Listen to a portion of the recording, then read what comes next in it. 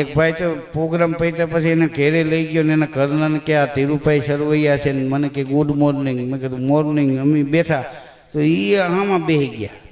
અડધી કલાક બેઠા પછી બેન બોલ્યા ચા પીશો કે ઠંડુ? કીધું ચા બનાવો બેન. તો કે કાવો પીશો કે દૂધવાળો? તો કીધું દૂધવાળો બનાવો ને કાવો તો ઘેરે પીતા હોય, થોડુંક ચેન્જિંગ મળે. તો કે આછો પીશો કે ઘાટો? કેમ ને ગળે હલવાઈ એવો બનાવવાનો હોય. મેં કીધું મીડિયમ રાખો. તો મને કે ચા કપમાં પીશો કે ડીશમાં? હજી ઊભા જ નહોતા ને બેઠા હતા. કીધું કપમાં. મને કે કાચના કપમાં પેલા સ્ટીલના કપમાં? હું ઊભો થઈ ગયો. કીધું બેન હવે ચા નથી પીવો. તો મને કે ફરી વાર આવો ને ત્યારે ચોક્કસ ને ચોક્કસ જમવાનો ટાઈમ લઈને આવજો. કીધું તારા ઘીરે આવે તારો દીકરો.